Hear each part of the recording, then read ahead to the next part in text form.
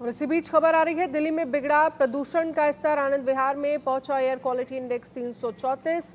अक्षरधाम के आसपास air quality index जो है वो 334। एम्स एरिया में एयर क्वालिटी इंडेक्स जो है वो 253 दर्ज किया गया है।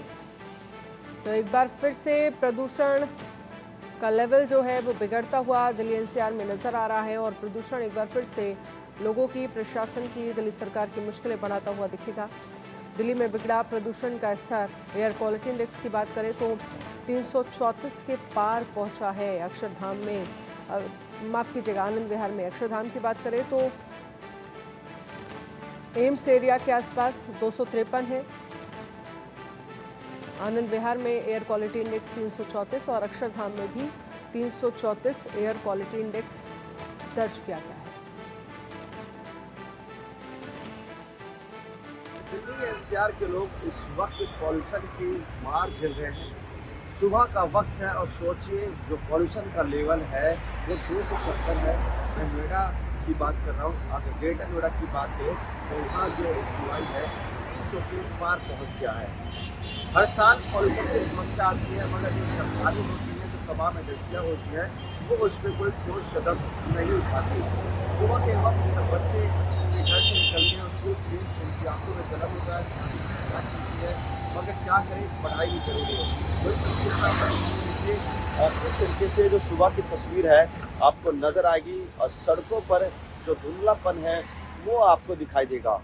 और शाम होते होते ये जो पॉल्यूशन है अपने चरम पर होगा, यानी कि 350 तक ये जो पॉल्यूशन का लेवल है पहुंच जाता है। ऐसे में डॉक्टरों का साफ तौर पर कहना है कि देखिए, अगर आप घर से बाहर निकल रहे हैं तो मास्क लगा के जरूर जाइए, जरूरी काम ना हो तो घर से बाहर मत निकलिए। ऐसे में सोचिए, क्योंकि लोग हैं अपने घर से बाहर भी जाते हैं अपने काम काज के लिए, तो उनको बहुत ज़्यादा पॉल्यूशन की मार होती है। ऐसे में जो तस्वीरें मैं आपको दिखा रहा हूँ, ये नोएडा की तस्वीर है और लगातार ऐसी तस्वीर आपको पूरे एनसीआर में देखने को मिलेगी, जहाँ अलग अलग इलाकों में जो एयर क्वालिटी इंडेक्स है आपको बढ़ता हुआ नजर आएगा। नोएडा प्राधिकरण की बात करें तो पानी का छिड़काव सड़कों पर करा रही है, मगर वो काफ़ी नहीं है। जो पॉल्यूशन कंट्रोल विभाग है वो ऐसे इमारतों का चालान काट रहा है जो पॉल्यूशन फैला रहे हैं, या ऐसे बिल्डर का चालान काट रहा है जो अपने तमाम जो मलबे होते हैं खुले में डाल रहे हैं। मगर ये कार्रवाई केवल सितंबर के महीने में, नवंबर के महीने में काफ़ी नहीं, आपको पूरे साल ऐसे लोगों पर कार्रवाई करनी चाहिए जिनके कारण पॉल्यूशन फैलता है। सोचिए, ये सितंबर का महीना है और जो एयर क्वालिटी इंडेक्स है वो 250 से पार पहुंच जाता है। आने वाला जो महीना है वो और ज़्यादा खतरनाक हो सकता है दिल्ली एनसीआर के लोगों के लिए। ऐसे में जो लोग बाहर से आते हैं, नोएडा एनसीआर रहते हैं, कुछ दिनों के आते हैं, उनकी सांसें उखड़ने लगती है, उनकी आंखों में जलन होता है। फिलहाल मुझे भी हल्की हल्की जलन सी महसूस हो रही है। जब मैं बोल रहा हूँ तो कहीं ना कहीं मुझे भी एहसास हो रहा है कि मैं बहुत ज़्यादा जो खराब ऑक्सीजन है वो इनहेल कर रहा हूँ। ऐसे में इंडियन न्यूज़ की टीम ग्राउंड जीरो पे मौजूद है। पल पल का अपडेट आपको बताएगा और आपको क्या करना है। ऐसे में आप अपना ख्याल रखिए, अपने बच्चों का ख्याल रखिए, अपने परिवार वालों का ख्याल रखिए। अगर वो बाहर जाते हैं तो उनके चेहरे पर मास्क जरूर लगाइए। इंडियन न्यूज़ से महेंद्र माही, नोएडा। ग्रेटर नोएडा में लगातार प्रदूषण बढ़ता जा रहा है। कंस्ट्रक्शन साइट्स की वजह से आबोहवा इतनी जहरीली हो चुकी है कि लोगों को सांस लेने में दिक्कत हो रही है। मैं इस समय परी चौक पर खड़ा हुआ हूँ, जरा मैं तस्वीरें दिखाना चाहूंगा। परी चौक की तस्वीरें आप देख सकते हैं, जहां पर ग्रीनरी तो है लेकिन साथ में ही हवा का जो गुबार है वो जहरीला होता जा रहा है। दूर तक आप देख सकते हैं किस तरह से जो प्रदूषण की परत है वो जमी हुई है। इससे लोगों में सांस लेने की बेहद दिक्कत है। ये परी चौक का एरिया है जहाँ ग्रेटर नोएडा का दिल भी कहा जाता है।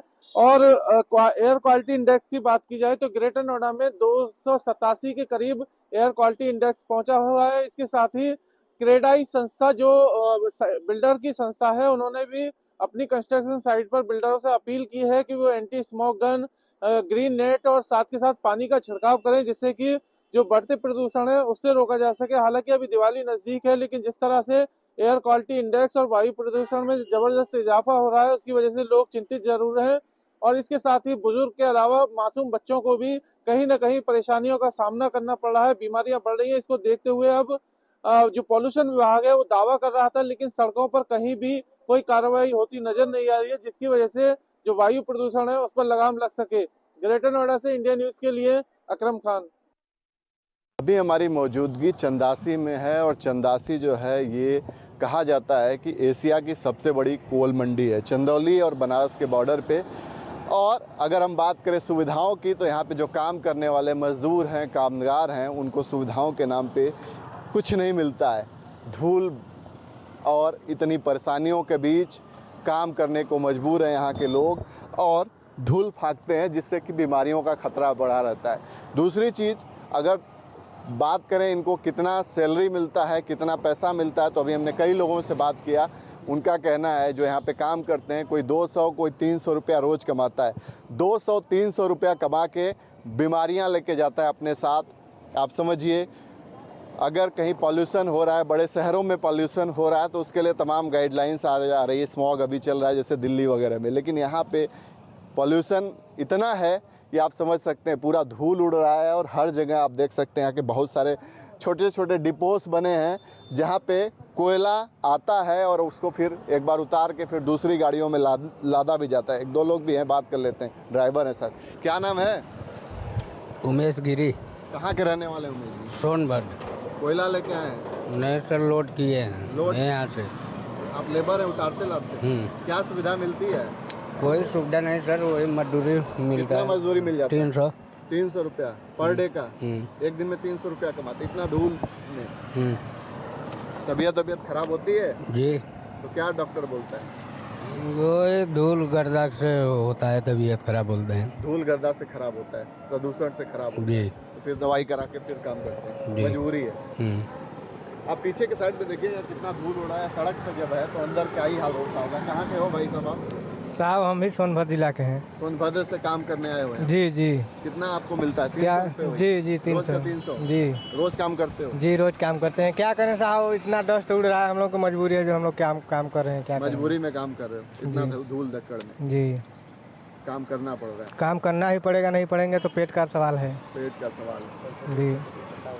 और ये बताइए, सुविधाएं कुछ मिलती हैं? मास्क वगैरह मालिक की तरफ से कोई सुविधा?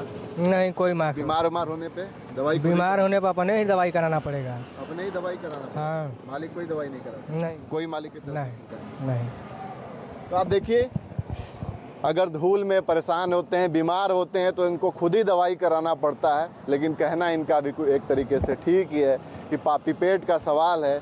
और कोई सोनभद्र से, कोई बिहार से, कोई झारखंड से यहाँ आके काम कर रहा है और इस धूल भरे वातावरण में पूरा अपना समय दे रहा है और बीमारियाँ घर लेके जा रहा है, वो भी केवल 300 रुपये पर डे की मजबूरी में। तो कितनी दयनीय स्थिति है, ये सोचने वाली बात है यहाँ चंदासी में। मैं आपको बताऊं, बनारस यहाँ से सटा हुआ है, जो कि प्रधानमंत्री का क्षेत्र है। और लेकिन अगर हम बात करें यहाँ पे सुविधाओं की, जो क्षेत्र है यहाँ पे कोई सुविधा नहीं है। जो यहाँ पे काम करते हैं लोग, उनको ऐसे ही काम करना पड़ता है। चंदौली से इंडिया न्यूज़ के लिए अवनीश तिवारी। अभी हमारे साथ बात करने के लिए मौजूद हैं कांग्रेस के वरिष्ठ नेता प्रमोद तिवारी जी, जो राज्यसभा से सांसद भी हैं।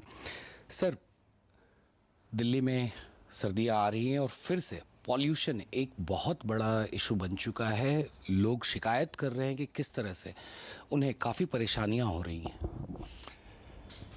अभी सर्दी ठीक से आई भी नहीं और पोल्यूशन का लेवल 300 के पार चला गया है बहुत से इलाकों में दिल्ली में। ये कोई पहली बार नहीं हो रहा है, हर साल होता है। हर साल राज्य सरकार और केंद्र सरकार आश्वासन देते हैं, हाई कोर्ट, सुप्रीम कोर्ट निर्देश देता है, पर ये दोनों सरकारें, आम आदमी पार्टी की दिल्ली प्रदेश सरकार और केंद्र की भाजपा सरकार, पूरी तरह असफल हो गई है। वो दिल्ली के लोगों को उनके भाग्य पे छोड़ रही है। जिस तरीके से जहरीली हवा पीने के लिए वो मजबूर हो रहे हैं, उसके लिए अगर दोषी कोई है तो मोदी जी की पार्टी और केजरीवाल जी की पार्टी। आखिर इसको प्राथमिकता पे क्यों नहीं लेते? केंद्र सरकार क्यों नहीं प्राथमिकता पे लेकर, जैसे दुनिया के और देशों में है, तमाम आधुनिक संयंत्र लगे हुए हैं, यहाँ क्यों नहीं लगते? तो मैं पूरी तरह इन दोनों को दोषी मानता हूँ।